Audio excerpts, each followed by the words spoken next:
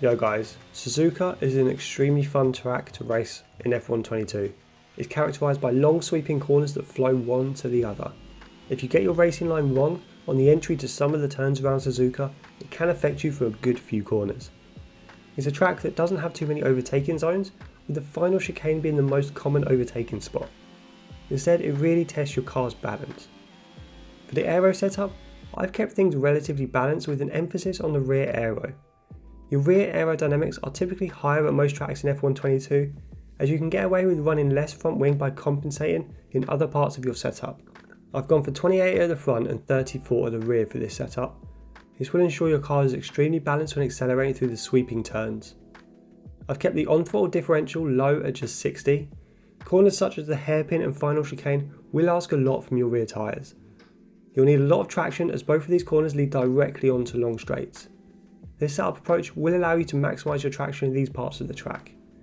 For the off-throttle diff, I've kept it at 55, which is designed to mitigate some of the lack of front downforce at slower speeds. The suspension geometry is pretty balanced. I've gone for a front camber of -2.9 and a rear camber of -1.3, a front toe of 0.06 and a rear toe of 0.23. This will promote both stability throughout the lap, as well as giving you an extra boost of straight line speed due to the lack of drag from your tyres. For the suspension, I've gone stiff at the front with 8 on both suspension and anti-roll bar.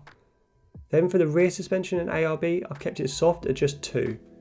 This will help keep the front of the car alive and responsive. For the ride height, we can't go too low at Suzuka. Go for just 4 at the front and 5 at the rear. I've set the brake pressure to 100% as per normal and the brake bias to 50%.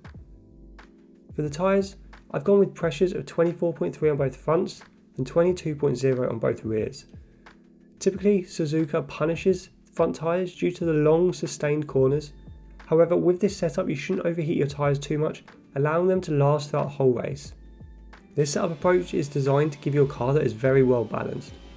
You shouldn't encounter any real issues maintaining speed through the winding S's in the first sector, and you should be able to get good traction when accelerating out the slower corners of turns 11 and 12. Just be a little careful when coming through turns 17 and 18, as you can still lose the rear of your car due to the bump in the middle of turn 18. Let me know how you get on with this setup in the comments below and hit that like button on this video. It will really help out the YouTube algorithm. If you're enjoying this style of content and want more F122 daily content, subscribe to the channel and hit that alert bell. But for now guys, I'll see you on track.